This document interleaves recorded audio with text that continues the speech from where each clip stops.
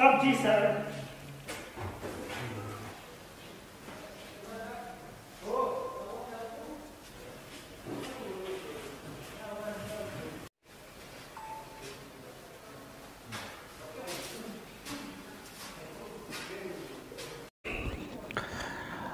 जैसे आपको मालूम है कि गवर्नमेंट आर्डर के मुताबिक जो 28 जनवरी 2021 को इशू हुआ है हमारे हायर एजुकेशन डिपार्टमेंट की तरफ से, उसके मुताबिक 15 फरवरी से सभी डिग्री कॉलेजेस और यूनिवर्सिटीज़ कश्मीर डिवीज़न के जो विंटर वैकेशंस के लिए बंद हुए थे 28 दिसंबर को खुल रहे हैं।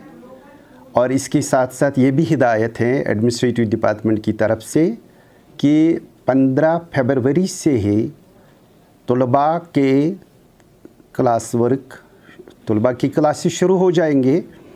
अब ये क्लास वर्क हम शुरू कर रहे हैं, लेकिन इसके बारे में भी इसी आर्डर में कुछ डायरेक्शंस सभी कॉलेजेस के लिए इजरा किए गए हैं।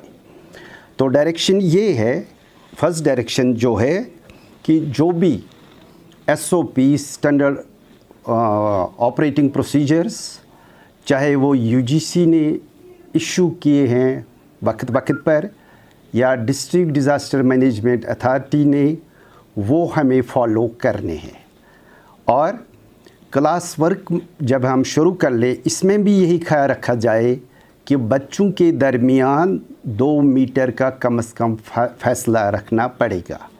और इस सिलसिले में कि ये सभी हिदायत हम कैसे अपने कॉलेज में इम्प्लीमेंट कर ले, कैसे बच्चों की हम क्लास वर्क रेगुलर बेसिस पर अरेंज और मॉनिटर कर ले, उसके लिए हमने 3 दिन पहले मीटिंग बुलाई है। उस मीटिंग में हमने ये फ़ैसले लिए हैं। इसमें हमने एक कमेटी बना दी है पहले, जिसमें श्रीनगर म्यूनिसिपल कमेटी के कुछ मेंबर्स होंगे, बच्चों के पेरेंट्स भी कुछ मेंबर्स होंगे, और हेल्थ डिपार्टमेंट जो हमारा डिस्ट्रिक्ट हेल्थ CMO ऑफिस है उनको भी मैंने चिट्ठी लिखी है, वहाँ से भी कुछ 1 या 2 डॉक्टर्स इस कमेटी में रहेंगे। और वो हमारा जो ये क्लास वर्क का या बच्चे का आना जाना इसको मॉनिटर कर ले। हेल्थ डिपार्टमेंट से इसलिए कि अगर कहीं कोई बच्चा हमें लगे कि इस तरह या उस तरह वो कहीं कोविड सिम्टम्स, तो जल्दी उनके साथ कांटेक्ट किया जाए। पेरेंट्स के लिए इसलिए कि पेरेंट्स का भी इसमें हिस्सेदारी बनना चाहिए, और म्यूनिसिपैलिटी के लिए कि वक्त पर म्यूनिसिपैलिटी लोगों को हम बुलाते हैं। आज भी हमने एक टीम बुलाई है ताकि कैंपस में सैनिटाइजेशन और फ्यूमिगेशन वक्त पर होगी, और क्लास वर्क शुरू होने से हमने वो प्रोसीजर भी शुरू किया है। तो बाकी डिपार्टमेंट्स कैसे ताउन कर रहे हैं आप इसमें? हाँ, एवरीवन, मैं अभी बात कर रहा था डिस्ट्रिक्ट एडमिनिस्ट्रेशन से, श्रीनगर म्यूनिसिपैलिटी के साथ और health department, all are willing to cooperate in this Endeavour.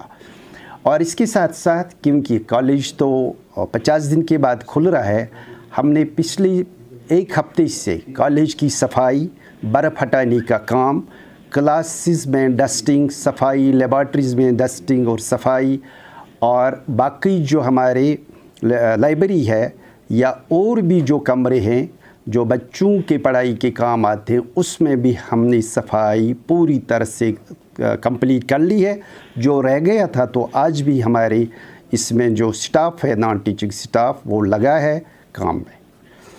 हाँ, इसी तरह हमने क्राउड, क्योंकि बच्चों की तादाद हमारी यहाँ पर है, 3 सेमेस्टर्स इस वक्त चल रहे हैं, 2nd, 4th और 6th उनकी क्लास वर्क हमें शुरू करनी है, थ्योरी में भी और प्रैक्टिकल्स में, क्योंकि टोटल जो मेरा रोल है वो 4000 से ऊपर है, तकरीबन 4500।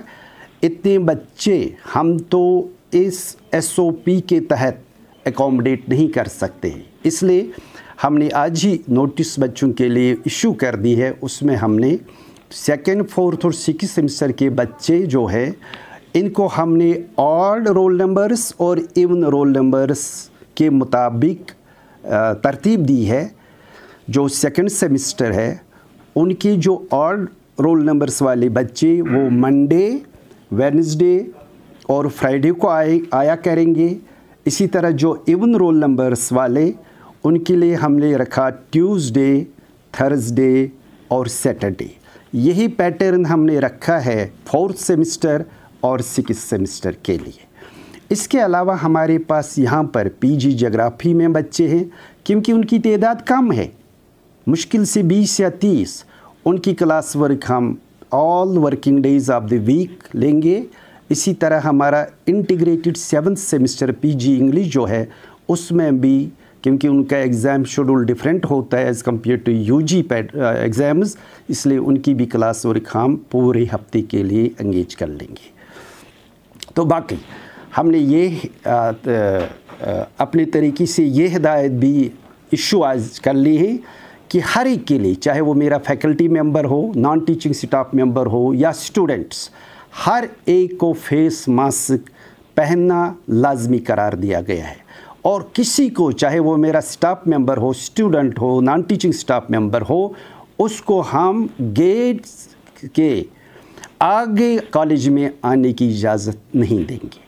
और हमने बच्चों को स्क्रीन करने के लिए at the entry point gate पर मैंने थर्मल स्कैनर्स मंगवाए हैं, और हर एक बच्चे की, गर्ल्स की सेपरेट, बॉयज़ की सेपरेट, 2 टीम्स वहाँ पर रहेंगी।